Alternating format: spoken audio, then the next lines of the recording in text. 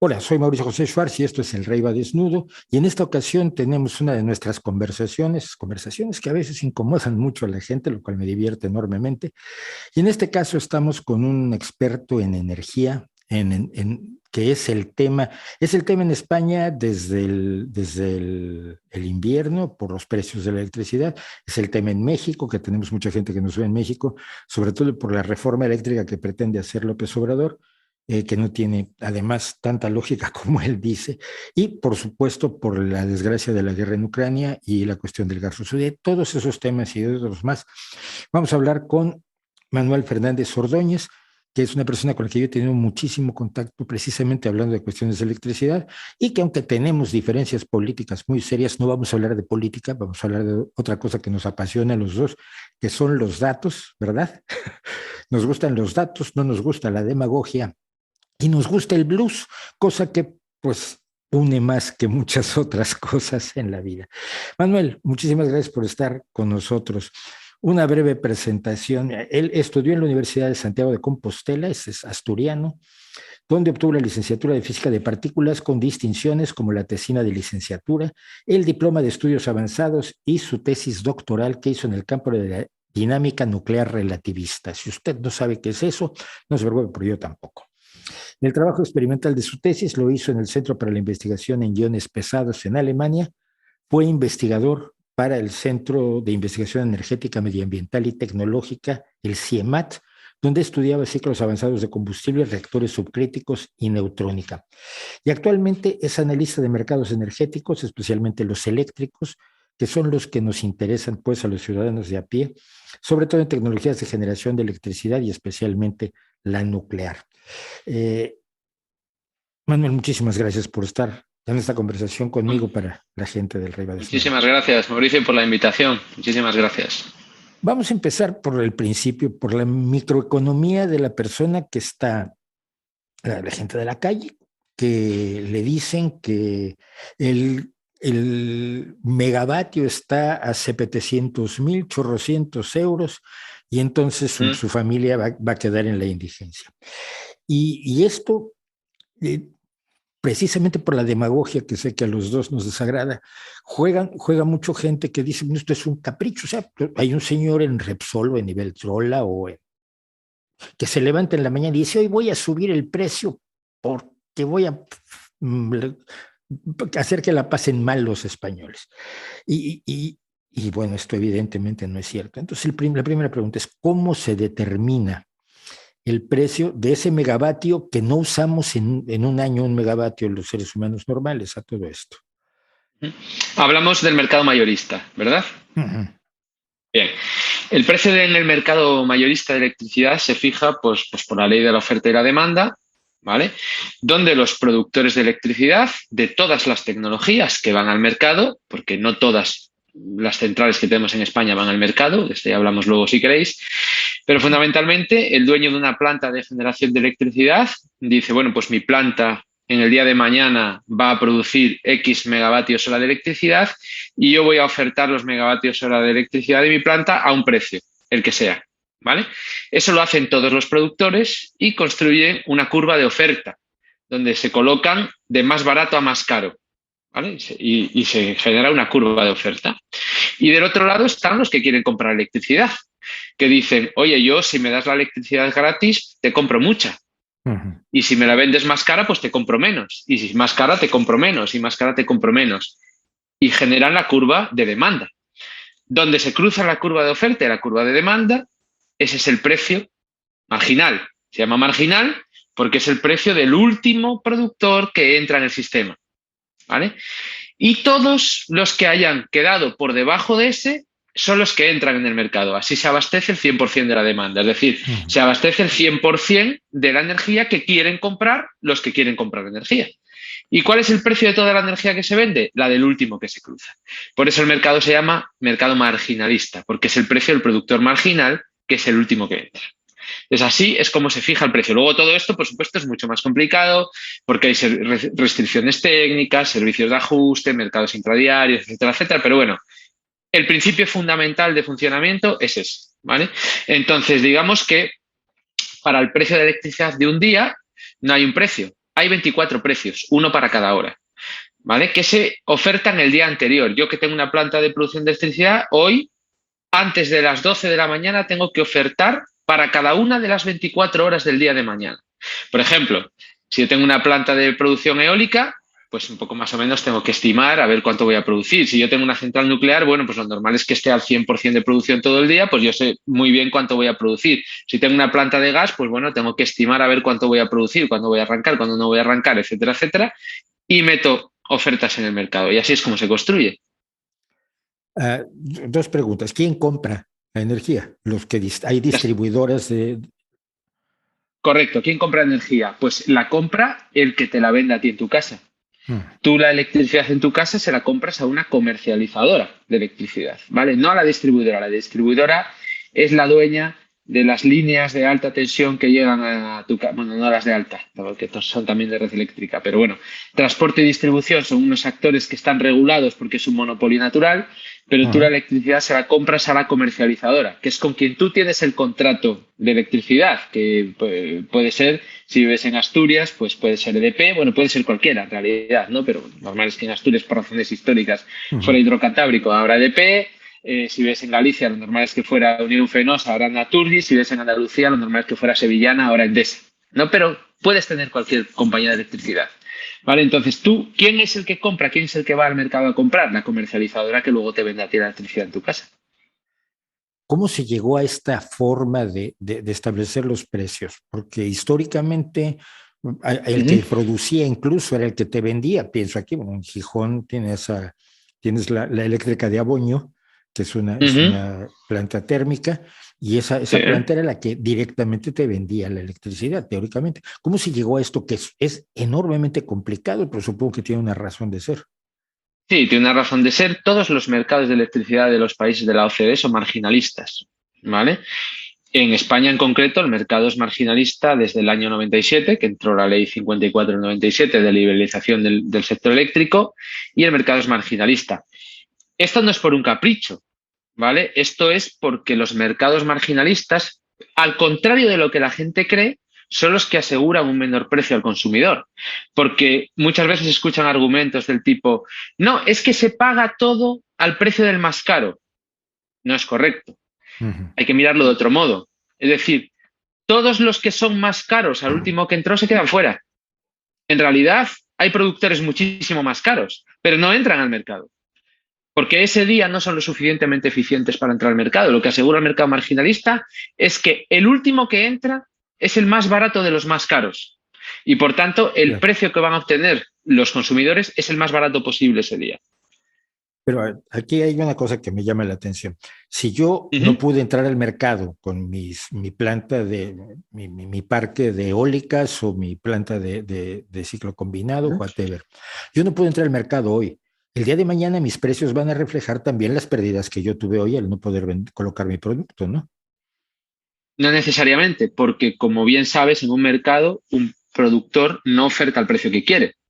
Es decir, pongámoslo de otra manera, el Carrefour no vende la leche al precio que quiere, vende la leche al precio que puede. Porque si te la pone muy cara, pues no se la compras a él, te vas al campo, o te vas al Mercadona, te vas al Líder o te vas a otro sitio. Es decir, si una planta hoy no produce, mañana no puede ofertar al doble que hoy para recuperar lo de hoy, porque entonces no va a entrar en el mercado, porque hay otras plantas de otros productores que le van a quitar su sitio. Entonces no funciona así, es decir, eso sería así si en lugar de un mercado pues hubiera un oligopolio de unos pocos que se sientan en una mesa para repartirse el mercado. ¿Vale? Y tienen poder de mercado, y entonces tienen poder para manipular los precios. Pero no es así. Por mucho que la gente insista en ese tipo de discursos, la realidad es que no es así. Entonces, ¿cómo se baja el precio de la electricidad? Mi pequeña factura que yo recibo en mi casa. Bueno, la factura ahora pasamos del precio mayorista al precio de casa, ¿vale? Al minorista. Entonces, primero, para bajar el precio del minorista, conviene bajar el precio mayorista también, claro, porque si no, al final, sobre todo los precios que están indexados, aquellos que también hemos hablado mucho en Twitter, ¿no? El precio voluntario al pequeño consumidor, los que están en mercado regulado, el PVPC, o incluso los consumidores más vulnerables, que son los que tienen el bono social, que se les obliga a estar en el PVPC, ¿vale? Esos tienen un precio que está indexado al precio mayorista. Es decir, si el precio mayorista sube, la electricidad en tu casa va a subir. Si el precio mayorista baja, la electricidad en tu casa va a bajar, ¿vale? Pero esos no son la mayoría. La mayoría de consumidores no están en un mercado indexado, están en mercado libre. Es decir, que tú llamas a cualquier empresa, llamas a Iberdrola, a Endesa, a Naturgy, a EDP, a quien sea, y contratas con ellos como las compañías de móviles lo que te ofrezcan en ese momento y te hacen una oferta. Y yo, por ejemplo, otro día me cambié de mercado regulado que estaba en PVPC, me cambié a mercado libre con Naturgy.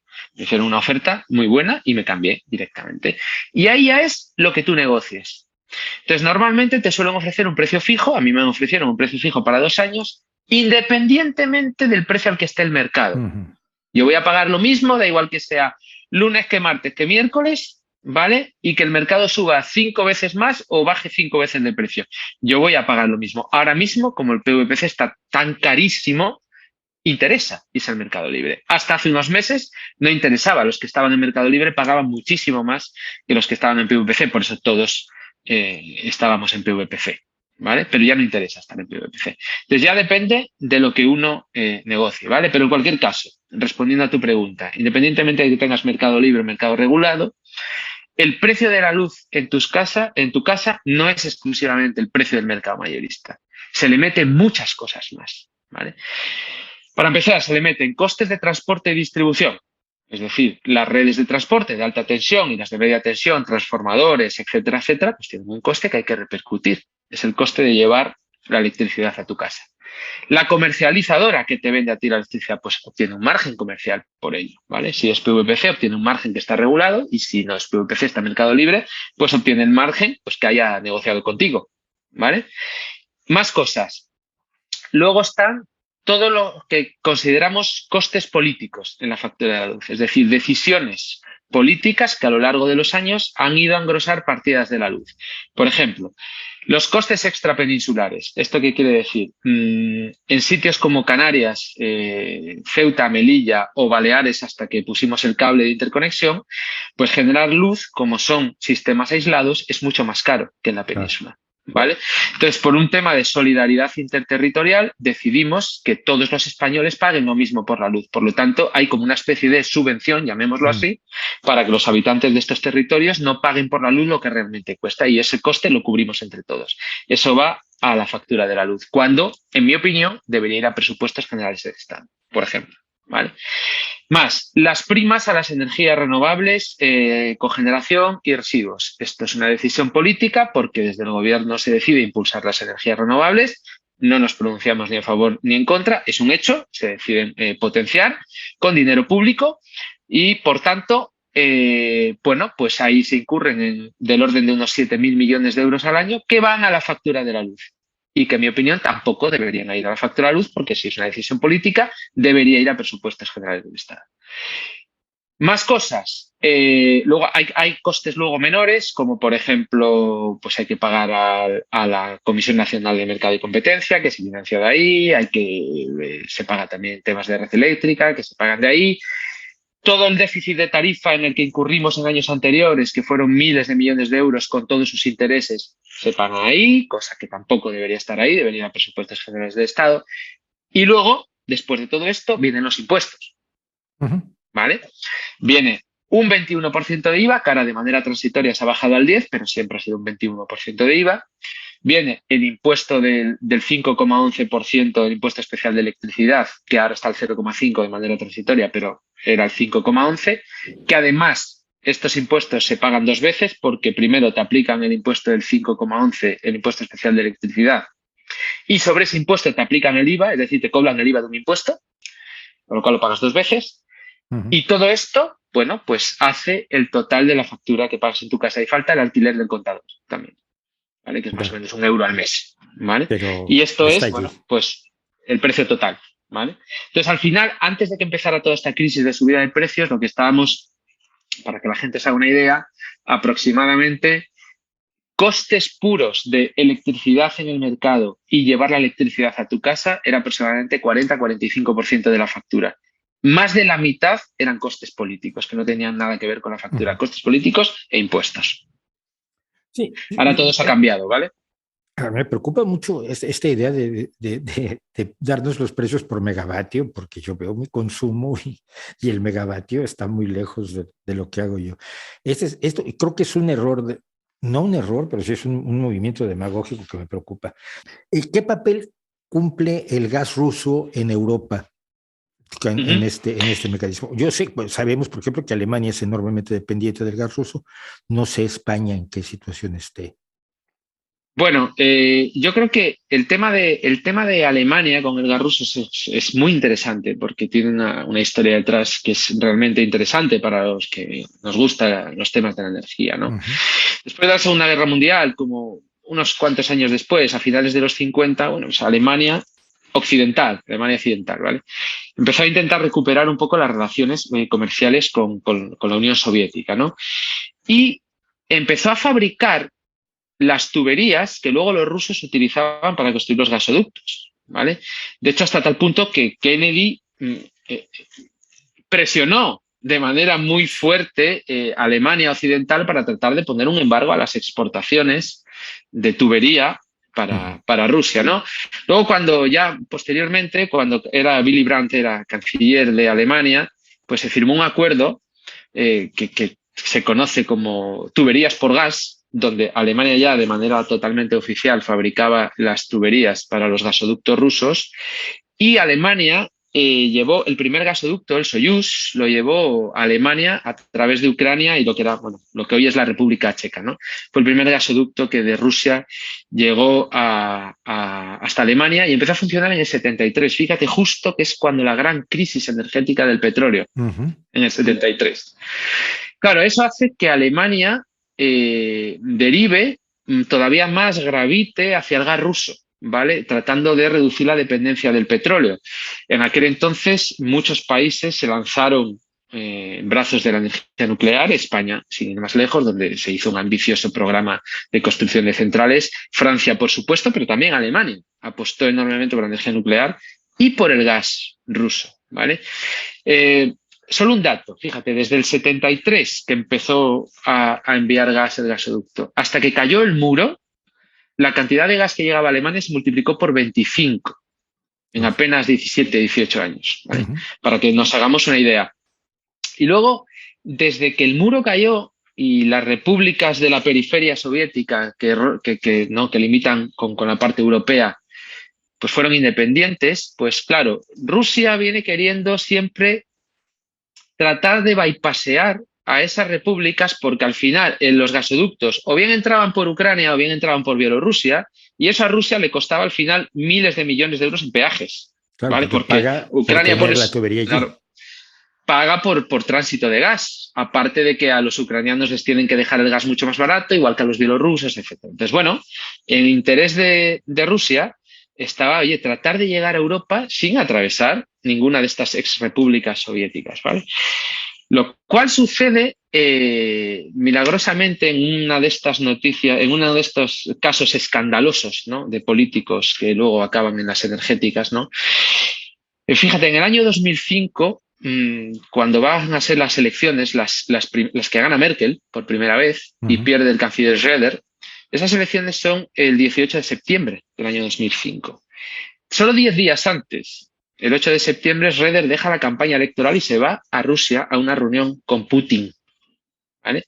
Y ahí firman el acuerdo para construir el gasoducto Nord Stream 1, ¿vale? Ujú. Que va a través del mar Báltico, desde los campos de Rusia, directamente a Alemania, sin cruzar por ningún país entre medias, ¿vale? 10 días antes de las elecciones. Efectivamente, Schröder pierde las elecciones y bueno, es canciller en funciones hasta mediados de noviembre, el 20 algo de noviembre, que Angela Merkel pues toma posesión del cargo. Entre medias, en ese mes y pico, 2 meses que hay, Alemania concede 1.000 millones de euros de créditos a Gazprom para construir ese gasoducto. Schröder deja de ser canciller y solo unas semanas después entra en el Consejo de Administración de Gazprom, ¿vale? Ujú. En el cual seguía hasta hace pues un mes que empezó todo el Cristo este con Rusia y bueno, pues están presionándole mucho pues Hay que para renunciar. que salga de ahí, ¿no? Claro. Efectivamente, porque es un poquito escandaloso el tema. Pues en la actualidad lo que sucede es que más o menos el 42% del gas que llega a la Unión Europea pues es ruso, es gas ruso, ¿vale? Pero no solo eso, ¿vale? Estamos viendo unos efectos, los que vayamos a echar gasolina a los coches, estamos viendo una cosa muy rara. No solo que la gasolina se haya puesto a 2 euros, lo cual es absolutamente escandaloso, que por cierto, de esos 2 euros, uno son impuestos también, sino que el gasóleo se ha puesto al precio de la gasolina y en algunos casos lo ha superado incluso, que es algo que nunca habíamos visto, ¿vale? Y esto también tiene mucha relación con el tema ruso, porque al final Europa tiene mucha capacidad de refino de gasolinas, pero menos capacidad de refino de diésel, el cual importábamos el 60% de Rusia también, ¿vale? Entonces, ante esa volatilidad en los mercados, también algo de corte en la oferta por parte de Rusia, pues está haciendo que el diésel esté subiendo más que la gasolina, si cabe. Ahora, ¿España compra gas ruso? España compra gas ruso muy poco. España compra gas ruso poco. España tiene una situación en este momento, podríamos decir que privilegiada, con respecto a otros países de Europa, sobre todo los del centro y norte de Europa, que es que nosotros la mayor parte del gas nos viene de Argelia, ¿vale? Nos venía de Argelia a través de 2 gasoductos, el gasoducto del Magreb, que salía de Argelia, cruzaba Marruecos y cruzaba el estrecho, y luego estaba el otro gasoducto que desde Argelia directamente llega a la costa de Almería, sin entrar en Marruecos, ¿vale? Conflictos históricos entre Argelia y Marruecos, pues a Argelia con Marruecos le pasaba un poquito lo mismo que a Rusia con Ucrania, salvando las distancias. Que claro, tenía que pagarle un peaje a Marruecos por cruzar el gas, tenía unas relaciones diplomáticas muy deterioradas y estaba Argelia harta de que Marruecos le quitara el gas. Con lo cual, acababa un contrato ahí a finales del año pasado, en noviembre, creo que era en noviembre, y ese gasoducto del Magreb se cerró. Por tanto, ahora únicamente nos llega gas a través del gasoducto que viene directamente de Argelia y lo que hacemos es comprar también mucho gas a través de metaneros, de barcos que nos traen el gas natural de forma licuada, y luego en España tenemos varias regasificadoras que pueden volver a regasificar este gas. De hecho, nosotros probablemente ahora, en esta crisis, aunque ya está acabando el invierno, probablemente lo peor ya haya pasado, pero en esta crisis energética que estamos viviendo, a nosotros ahora nos tocaría jugar el papel de enviar nosotros gas a Europa. De hecho, durante todo el mes de marzo estamos enviando gas a Europa a través de nuestra interconexión con Francia, que es muy pequeña, por cierto. Y a través de esa interconexión, en otros momentos en el pasado, nos ha llegado gas de Europa a nosotros. Y ese gas de Europa, pues mayoritariamente procede de Rusia, pero también de Noruega, por ejemplo, ¿vale? Pero en muy menor medida. Los precios, evidentemente, de los energéticos y los energéticos, tanto los que usan los automóviles como los que utilizan las generadoras de electricidad, las que utilizan ciclos térmicos, gas, petróleo, bueno, sí, gasoil o carbón. El aumento del precio está directamente relacionado con la guerra de Ucrania, con la invasión de Putin a Ucrania. Creo que no es difícil entender esto, ni hay que entrar mucho en ello, salvo que creas que hay algo especial que la gente se le está yendo de este aumento. No, al final hay una cosa que a la gente le cuesta entender, pero yo creo que es importante hacer un poquito detenerse un poquito en ello, ¿no? Que da igual que tú tengas gas almacenado para 2 meses y el gas lo hayas comprado hace 2 meses a un precio que era la mitad que hoy. Da igual, porque el gas que tú tienes almacenado ahí hoy vale lo que vale hoy, no a lo que tú lo compraste. Y esto la gente no lo suele entender, ¿no? Dice, pero sin embargo lo entiende muy bien cuando se compran un piso a 100.000 euros y cuando lo van a vender 10 años después el piso cuesta $500.000. Pero no lo venden a 100.000 euros, lo venden a $500.000, que es lo que cuesta. Eso lo entiende muy bien. Pero cuando se lo hacen a ellos con otras materias energéticas, no lo quieren entender, ¿no? Que las cosas se venden al precio que tienen hoy, porque si yo he comprado gas a 50 y el gas hoy vale 100, pues yo no lo voy a quemar, lo voy a vender a 100.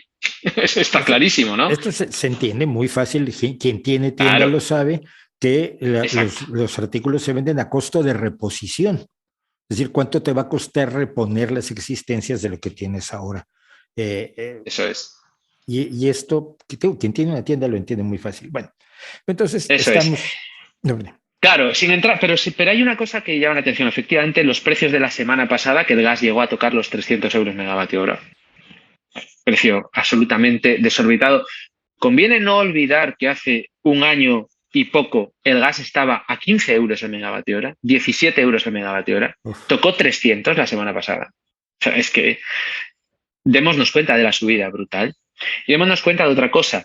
En una central térmica, en una central de ciclo combinado que utiliza gas como combustible, se necesitan, debido a la eficiencia de la planta, se necesitan 2 megavatios hora de gas para producir 1 megavatio hora de electricidad.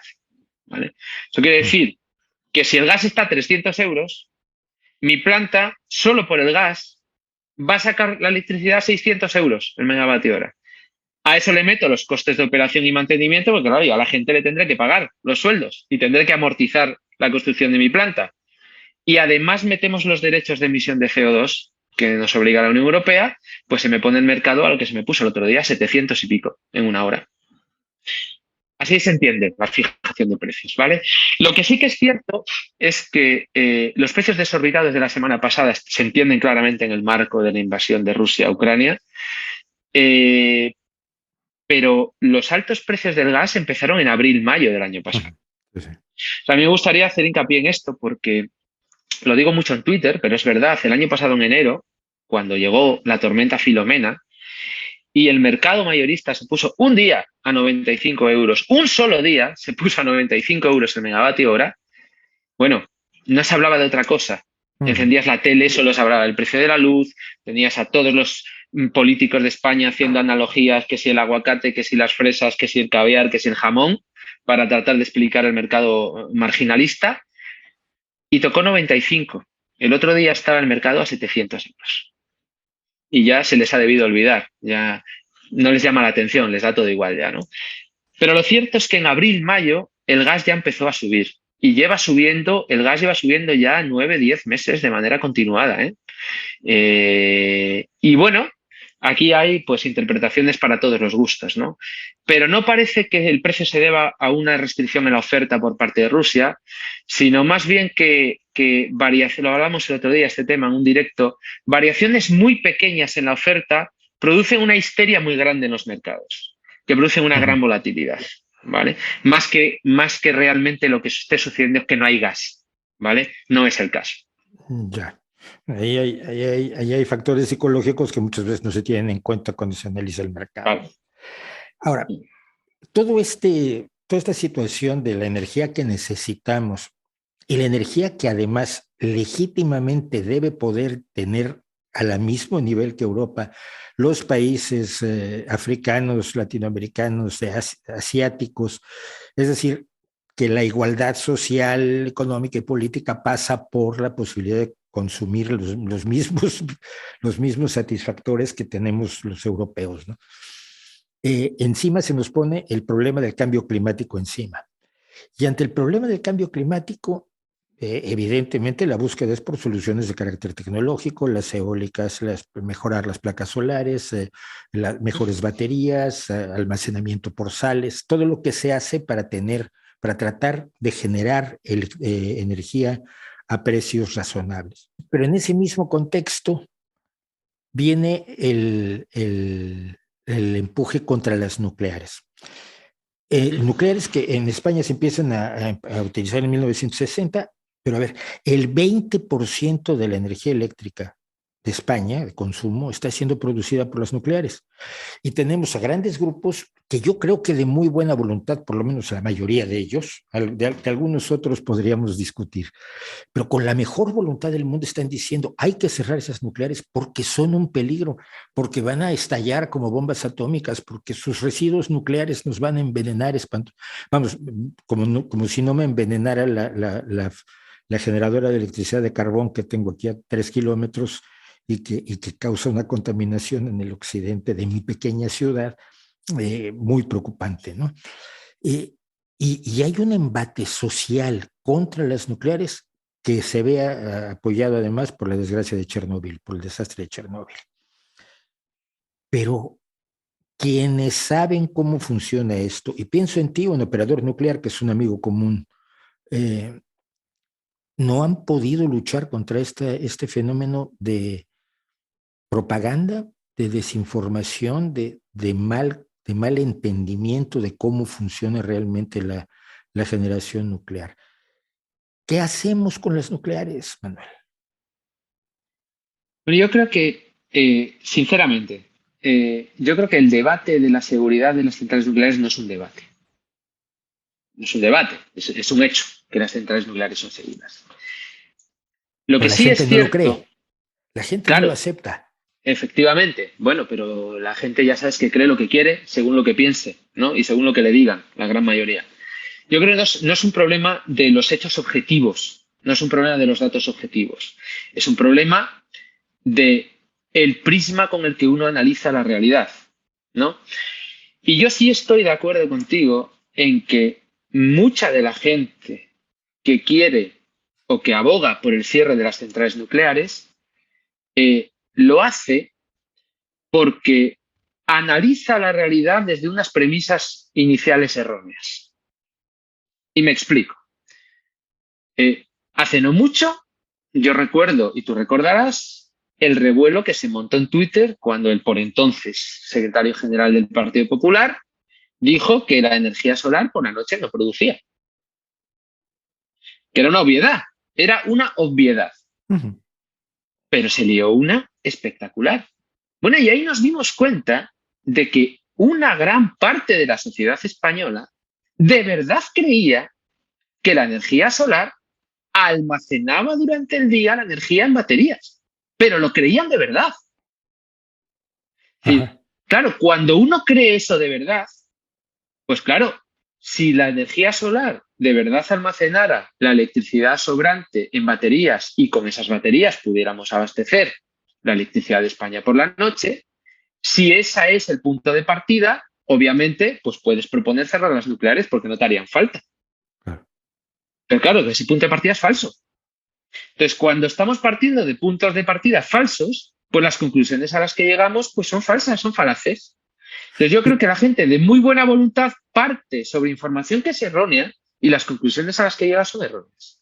Pero a ver, Luego hay otra ustedes, gente que no, hay otra gente que directamente cobra por atacar sí, a la energía aquí, nuclear, no me cabe duda y a ti tampoco. hombre, no, se acaba de descubrir, esto salió en Francia, que Gazprom estuvo financiando alegremente a los verdes alemanes para promover el Claro, cierre de las nucleares alemanas. Pero mi problema es este, somos divulgadores científicos, nosotros, me refiero yo y a otro grupo de personas, ustedes son expertos, el caso de Alfredo, el caso tuyo, el caso de María José, son expertos que dan información sólida, pero no llega a la gente que en un momento dado cree de buena voluntad las cosas que se dicen. Y las cosas que se dicen, yo sé que hay gente que las dice de absoluta mala fe. Y voy a poner un caso. Un señor de Ecologistas en Acción, cuando el desastre de Fukushima, en una entrevista que yo le hice por radio, dijo que estaba creándose una nube radiactiva porque las varillas de una de las piscinas estaban al aire y el uranio elemental estaba tocando el aire. Él sabe perfectamente que el uranio elemental, ¿no? Que son sales que están en vainas, que están en pellets, lo sabe, pero mintió en radio. Ahí tenemos otro problema. Pero ese es el mensaje que le llega a la gente. Ese mensaje le llega mucho más fácil a la gente que decirle, es que en Fukushima murió un trabajador porque se cayó de un andamio. No, no, hubo muchos muertos. ¿Dónde? ¿De dónde? Fallamos en la comunicación y eso me uh-huh. preocupa. Y si quieres, hablemos de comunicación y luego ya vamos a los hechos Sí. reales de qué vamos a hacer. Hombre, yo creo que los que somos científicos esto lo llevamos viviendo desde siempre, ¿no? Al final, cualquiera de estos temas son temas técnicos, que son temas, conviene decirlo, son extraordinariamente complejos, ¿vale? Extraordinariamente complejos. Entonces, el debate no es de igualdad, el debate no es de tú a tú. Si tú vas a un debate técnico intentando construir, el que intenta destruir lo tiene infinitamente más fácil. Mm. Porque él puede decir una tontería que le lleva 10 segundos y yo necesito 20 minutos para refutar su tontería. Y cuando la haya refutado, él te suelta otra tontería en 10 segundos y a mí me lleva otra media hora volver a refutar su tontería con Ah, argumentos técnicos y con datos. Y lo que pasa es que la gente a los 15 segundos desconectó de mis datos porque entre nosotros es un coñazo. Esos argumentos no calan en la sociedad, no llegan al público generalista, no llegan. Entonces, da igual Fukushima, da igual Chernobyl, pero vamos, lo hemos visto con el COVID. ¿A cuántos virólogos hemos visto hablar pero los debates de la calle eran si mascarilla sí, mascarilla no, me lavo las manos sí, me lavo las manos no, 2 vacunas, 3 vacunas, una vacuna, ninguna vacuna. Es decir, esos debates eran debates políticos, no eran debates científicos. Porque el Claro. debate científico es muy difícil que llegue a la sociedad generalista. Porque es muy difícil trasladar esos argumentos desde un punto de vista técnico. Y cuando todos los argumentos técnicos están puestos sobre la mesa, te van a decir, ay, pero los niños de Chernobyl, ¿no? Ujú. Entonces, claro, cuando uno va a destruir, es muy fácil destruir. Si yo voy a un debate a destruir, claro, destruyo, claro, pero eso no gana nadie, ¿no? Vale. Vamos ahora a los hechos. Los hechos son, no existe la tecnología para dejar de de consumir combustibles fósiles eh, sin utilizar la nuclear. Es decir, hay mucho trabajo técnico, se está invirtiendo en investigación, pero el resultado no está allí. Yo me acuerdo mucho cuando le preguntaron a Greta Thunberg si iba a estudiar para científica del clima y decía, no, ¿para qué si ya está todo resuelto? Dice, esta chica la han convencido de que el tema técnico ya está resuelto. El tema técnico científico no está resuelto. Necesitamos un puente para dejar de consumir fósiles. Uno, por el cambio climático. Dos, por la dependencia de los tiranos, porque parece que nos las hemos organizado en este mundo para que las grandes fuentes de energía las tengan el rey Salman, Nicolás Maduro, Vladimir Putin. Es decir, hay un error ahí de política internacional gravísimo. Se lo tenemos que comprar a tiranos. Y entonces, claro, cuando Estados Unidos deja de comprarle a Putin, va a comprarle petróleo a Maduro otra vez. Por esas dos razones, por sanidad, por salud, por bienestar del planeta y por bienestar social y político, tenemos que usar las nucleares o no. ¿Podemos hacerlo sin las nucleares? Eh, yo te lo voy a poner todavía mucho peor.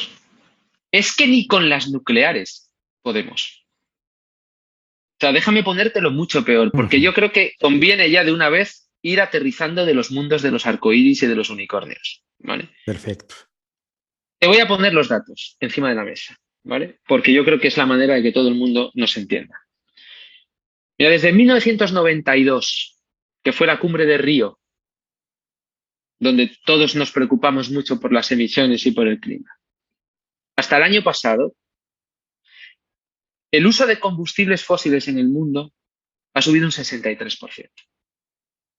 COP tras COP, reunión tras reunión, las emisiones suben y el uso de combustibles fósiles sube. Las renovables, al ritmo que se están instalando, no es que no sirvan para abastecer la demanda del mundo, es que no van a ser ni siquiera capaces de abastecer el aumento de demanda desde aquí a 2050.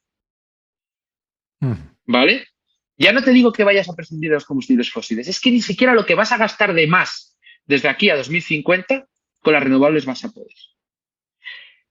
El consumo de combustibles fósiles del año pasado en todo el mundo, 136.000 teravatios hora. Esto es un número muy grande, no nos dice nada, ¿vale? 136.000 teravatios hora, pero lo que os quiero explicar es esto. Desde aquí hasta el 2050 faltan 10.100 días. 10.100 días para el 2050. Que queremos ser net cero en 2050. ¿Vale? 10.000 días. Eso sale a que yo tengo que dejar de consumir combustibles fósiles por valor de 13 teravatios hora cada día. Desde aquí al 2050. Mañana 13 menos. Pasado 26 menos. Pasado 39 menos. Y así hasta el 2050. Y entonces seré net cero. 13 teravatios hora al día, y aquí es donde quiero llegar, es construir una central nuclear cada día y medio en el mundo. Poner 2.200 molinos eólicos de 2,5 megavatios cada día hasta el 2050. Poner 11 millones de paneles solares cada día hasta el 2050. Y si hoy no has puesto los 11 millones, mañana tienes que poner 22. Y si hoy no has puesto 2.200 molinos, mañana tienes que poner 4.400. Y el mayor productor de molinos del mundo produce 12 molinos al día. Y hay que poner 2.000 al día. Yo creo que esa es la magnitud de a lo que nos enfrentamos. Entonces, es No, no, es que ni con renovables, ni con nuclear, ni con nada. No vamos a ser net cero en 2050, ni de coña, ni de coña, olvidaos, imposible. Entonces, puesto esto encima de la mesa, pues yo creo que hay que empezar a hacer otras políticas que no sean solo de mitigación, que es en lo único que nos estamos gastando el dinero, sino hacer políticas de adaptación, porque esto no lo vamos a resolver. De todos modos, si podemos bajar la dependencia de combustibles fósiles, si podemos bajar el uso de combustibles fósiles, es benéfico. Hombre, por supuesto, claro, pero dices renovables, todas las que puedas, todas las que puedas. Cualquier tecnología que no sea emisora y además nos ayude a reducir la dependencia exterior, bienvenida sea. Pero lo que yo intento transmitir es que aun poniéndolas todas, no te da, no te va a dar. No vas a poder prescindir de los combustibles fósiles. Va a ser imposible, porque ni teniendo las tecnologías, pero es que no las tienes. ¿Con qué vas a mover la aviación? ¿Con qué vas a mover el transporte pesado? Es que no tienes las tecnologías todavía desarrolladas. Aun teniéndolas, el reto es el que yo he puesto encima de la mesa, pero es que la tecnología no existe. Es que todavía es mucho peor. Por lo tanto, no es que sea pesimista, es que y en las matemáticas son así. Ahora, una pregunta, porque hay alguien por allí que vuela por todos lados con esto y un día se lo puse en duda y me persiguió 2 años, una persona un poco peculiar, pero que no alcanzamos ya la máxima producción de fósiles y ahora vamos hacia la escasez de fósiles. El ¿Te peak oil refieres a que le llaman. reservas? Bueno, es que yo creo que el peak oil, la gente, es que el peak oil, aquí hay confusión, porque la gente se cree, cuando habla del peak oil, habla de las reservas y que ya queda menos petróleo del que nos hemos gastado. Y yo creo que eso no es así, ¿no? Yo creo que el peak oil significa que estamos migrando del uso del petróleo a otras tecnologías, pero que dejaremos de consumir petróleo porque encontremos otras alternativas más baratas, no porque el petróleo se está acabando. Es que son cosas completamente distintas. Uh-huh. Sí es cierto que hemos alcanzado un pico de consumo del petróleo y el consumo de petróleo que tenemos hoy es más bajo que el que teníamos hace unos años. Eso es una realidad, eso es un hecho incontestable. Y la gente llama a eso peak oil, porque hemos alcanzado un máximo y ahora consumimos menos. Pero yo creo que eso no tiene nada que ver con las reservas de petróleo que hay en el mundo. Vale, no, esta persona habla concretamente de que las reservas se están agotando. Yo no sé si esto sea cierto o no, pero de todos modos, seguirlas extrayendo para quemarlas, no sé, tiene problemas y reducirlo es importante. Porque, aquí hay un punto que ustedes manejan mucho y que la gente no maneja en general, y es ¿por qué son necesarios los fósiles? Y si tú lo puedes explicar, por la densidad de energía que hay en 1 centímetro cúbico de petróleo, de carbón de buena calidad, que es mucho más de lo que puedes tener de otra forma. Bueno, yo creo que los combustibles fósiles son necesarios porque son baratos. Esa es la primera cuestión, ¿no? Al margen de procesos coyunturales como el que estamos viviendo ahora mismo, ¿vale? Pero el petróleo sacado de Oriente Medio es muy barato, el carbón sacado de ciertas zonas del mundo es muy barato, ¿vale? Por eso las economías tipo la China se fundamentan en el carbón de manera mayoritaria, porque es un recurso muy barato, ¿vale? ¿Por qué no podemos prescindir de los combustibles fósiles? Porque las alternativas a los combustibles fósiles, y hay que distinguir dos ámbitos distintos, uno es la producción de electricidad y otra es el resto de cosas que ahora vemos, ¿vale? La producción de electricidad, porque las alternativas a los combustibles fósiles son las energías renovables y la energía nuclear, no hay más, las que hay.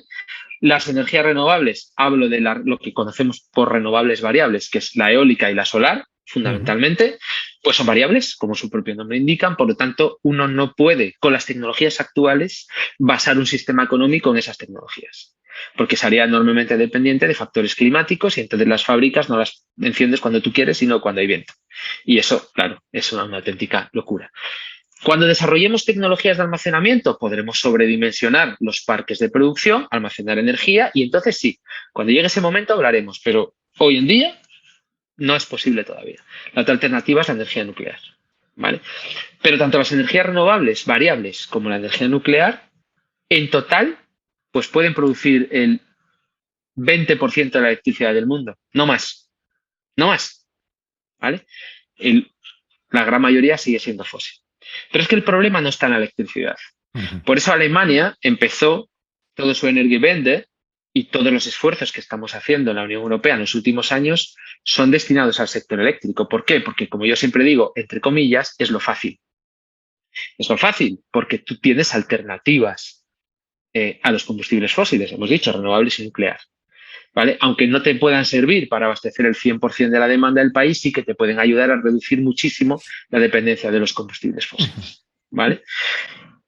Pero ¿y qué pasa con la industria? El otro día me llamaba una persona que tiene una industria. Decía, nosotros para un proceso de cocción en unos hornos necesito alcanzar 1300 grados de temperatura. Yo eso solo lo puedo conseguir con gas o con carbón o con cualquier otro combustible fósil. Yo no puedo Ujú. conseguir 1300 grados de temperatura con energías renovables o con energía nuclear con las tecnologías actuales. Que no puedo. Ujú. Por tanto, esos procesos industriales que necesitan altas fuentes de calor sin combustibles fósiles es muy difícil. El transporte. ¿De verdad vamos a electrificar todos los coches del mundo de aquí a 2050? ¿Se lo cree alguien? ¿Y el transporte pesado? ¿Qué pasa con los camiones? ¿Y los barcos? ¿Y los aviones? O sea, las alternativas ahora mismo, a día de hoy, a los combustibles fósiles, pues desafortunadamente lo que tenemos encima de la mesa, pues no nos hace ser muy halagüeños en un futuro a corto o medio plazo, porque las próximas décadas, y bueno, así lo dice la Agencia Internacional de Energía, van a seguir claramente dominadas por los combustibles fósiles. Vamos a tocar un tema que ya metidos en líos, vamos a ver qué pasa. El más tabú de todos los tabús, el fracking, Uh -huh. que es un método de obtención fundamentalmente de gas, si no mal no recuerdo, que se utiliza haciendo una fractura hidráulica de zonas de esquisto muy profundas, Uh -huh. y al hacer la fractura hidráulica se obtiene gas. Esto Uh -huh. se supone que es peor que comer uranio, o por lo menos eso es lo que nos dice nuevamente la propaganda. Sí, Vamos, es más feo que robarle a un pobre, es terrible. Eh, es, ¿Cómo es el fracking? bueno, es peor que comer uranio para la superioridad moral del europeo acomodado. Claro, que está en su casa, le da el interruptor de la luz y tiene luz, que está en su casa, le da el botoncito y se le enciende la calefacción y no sabe cómo, ¿no? Entonces, bueno, pues ya el gas y el carbón y tal, pues bueno, que lo piquen unos chinos en China, que a mí me da igual, y yo le doy aquí al botón y todo se enciende. Normalmente tuitean desde su iPhone contra las minas de litio desde su iPhone, claro, que si no tiene litio, pues no tendría ni iPhone. Entonces, esta posición tan de, de niño rico, que es lo que somos en realidad en Europa. Somos Claro. unos niños ricos con problemas de ricos y solo nos preocupamos de las cosas de los ricos, ¿no? Entonces, claro, tenemos la desfachatez de decir no a todo, ¿no? No al fracking, no a los vertederos de basura, no a la energía nuclear, no a las perforaciones de petróleo, pero yo tengo mi coche, tengo mi iPhone, enciendo mi calefacción, todo eso sí, pero no, en el que lo hagan en otro lado. Aquí no, que yo no lo veo y me da igual, ¿no? Por ejemplo, en Europa resulta que estamos subvencionando paneles solares que vienen de China manufacturados con mano de obra esclava de una minoría étnica musulmana. Y lo sabemos todos. Y lo sabe Europa, que tiene informes. Bueno, pues subvencionamos energía solar para traer paneles de China, donde tienen esclavizados a musulmanes fabricando paneles. Miramos para otro lado, eso nos da igual, ¿no? Entonces, bueno, problemas de niños ricos en países ricos, que es lo que somos y es lo que tenemos. Así nos va, por cierto, claro. ¿Qué verdaderos peligros y qué ventajas tiene el fracking? Los peligros nos han hablado, pero algunos de ellos, yo recuerdo uno en particular, el del gas que salía de los grifos, que no tenía nada Uh que -huh. ver con el fracking. Eso es un caso en Estados Unidos por una fuga de gas a un manto freático. Pero cuál es la realidad? Porque se va a seguir echando mano y Estados Unidos ha logrado una cierta independencia de gas y está vendiendo gas gracias a la utilización del fracking. Y bajar los precios enormemente. del gas, ¿no? Si uno ve los precios en el Henry Hub y americano y los compara con el TTF holandés para los precios del gas, pues verá la diferencia, ¿no?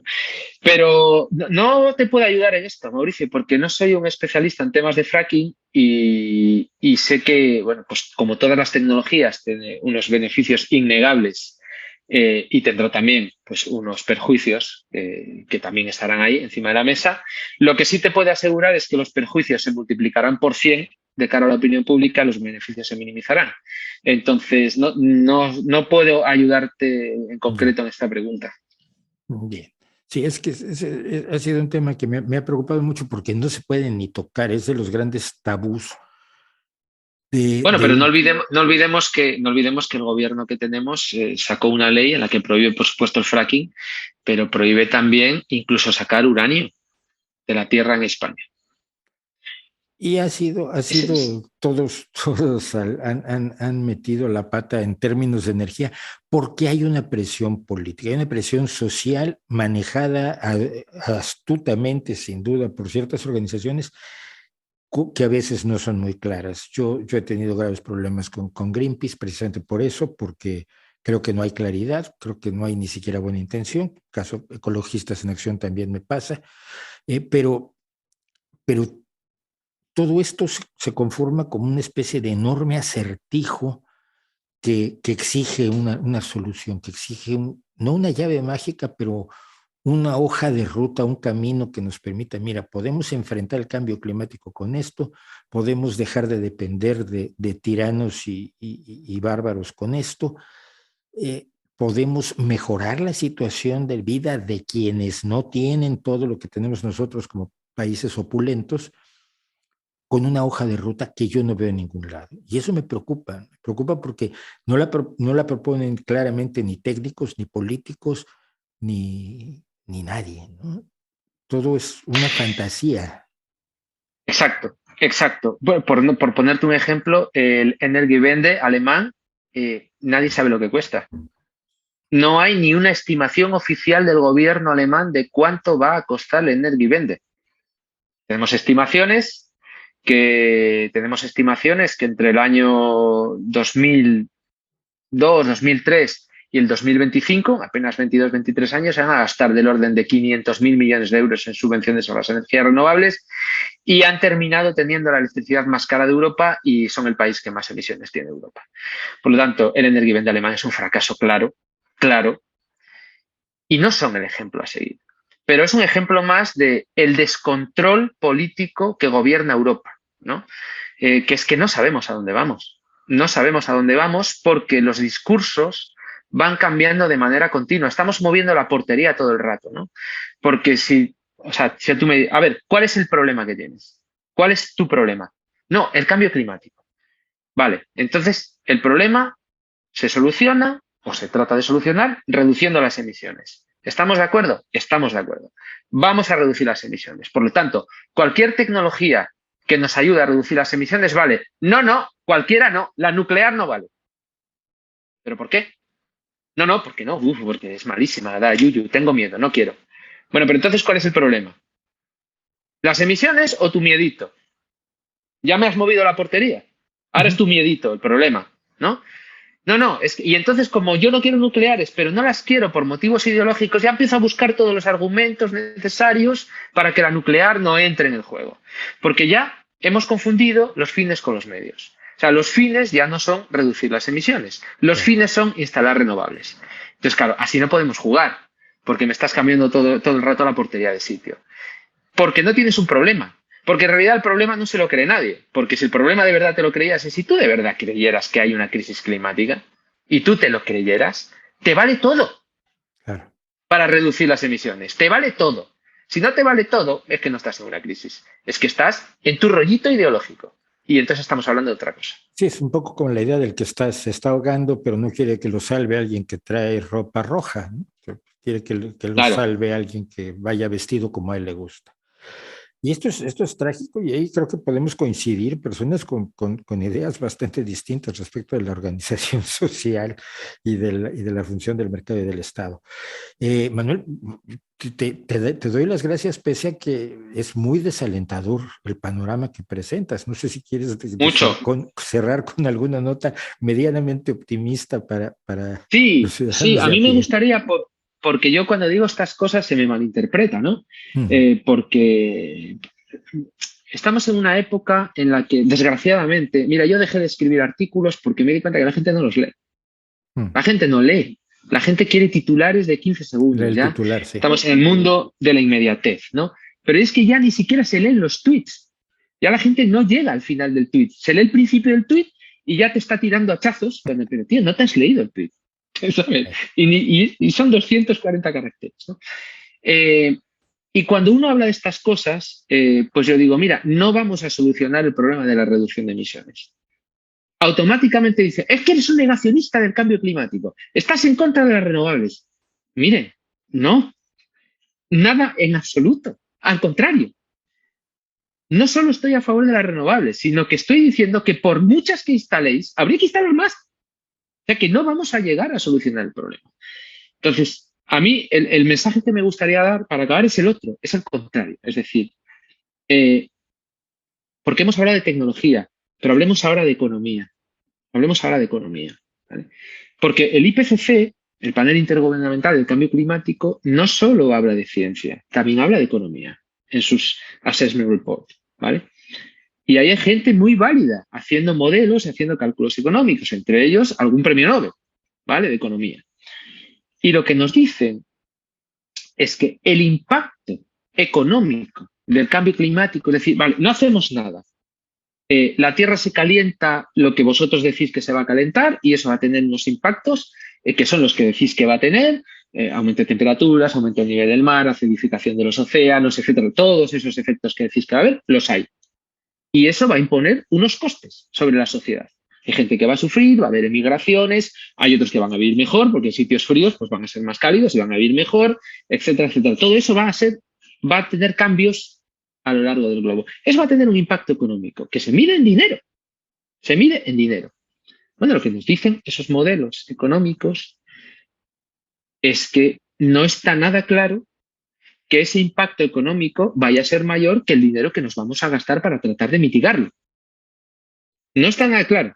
Es decir, que nos estamos gastando un montón de dinero y tal y como vamos, no estamos consiguiendo los objetivos y no los vamos a conseguir. Por lo tanto, yo lo que pongo encima de la mesa es que antes de que sea demasiado tarde, tratemos de también conducirnos en una doble vía, no solo en la vía de la mitigación, sino en la vía de la adaptación al cambio climático. Es decir, demos por hecho que hay sitios del planeta cuyo clima va a cambiar y tratemos de adaptarnos, porque la adaptación es lo que hace que los seres humanos dejen de sufrir ante eventos climáticos extremos, ¿no? Y ejemplos hay muchísimos. Uno puede ver cuando pasa un huracán por la República Dominicana o por Haití, ¿no? Los daños y el número de fallecidos no es igual y está directamente relacionado con el nivel de desarrollo de cada país. Un país rico, pues es menos vulnerable a los efectos de los cambios climáticos. Por tanto, empecemos a hacer políticas de adaptación. No apostemos todo al caballo de la mitigación porque, sinceramente, estamos fallando. Estamos fallando. Y seguir haciendo exclusivamente eso es ponernos una venda a la realidad y al final nos vamos a dar el guantazo y nos lo vamos a dar demasiado tarde. Entonces yo no es que sea poco optimista, yo es que creo que estamos ante una doble vía y hemos elegido ir solo por una y deberíamos ir por las dos a la vez. Es casi un tabú lo que estás diciendo, pero Puede tiene ser. lógica y el problema es que, insisto, las ideas se tienen que adaptar a los datos porque tratar de adaptar los datos a las ideas nunca es buen negocio. Manuel, muchísimas gracias por esta conversación con el Rey va Desnudo, con la gente del Rey va Desnudo. Y la próxima vez hablamos de blues, ¿te parece? Bueno, cuando quieras.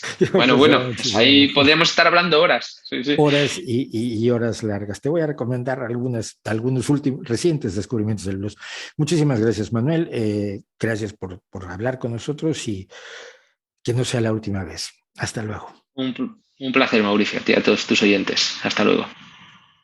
Pues esto es lo que dice un experto y lo dice con todas las bases que nos ofrecen los datos, los hechos, los números, incluso de quienes más han alertado contra el cambio climático, como es el IPCC, y con la realidad que tenemos de una desgraciada guerra en la que se ha roto la Pax Europea que necesitamos reconstruir. Así que piénselo usted, porque tomar las decisiones incorrectas es tan equivocado como tomar las decisiones correctas en el mal momento. ¿No cree usted? Gracias.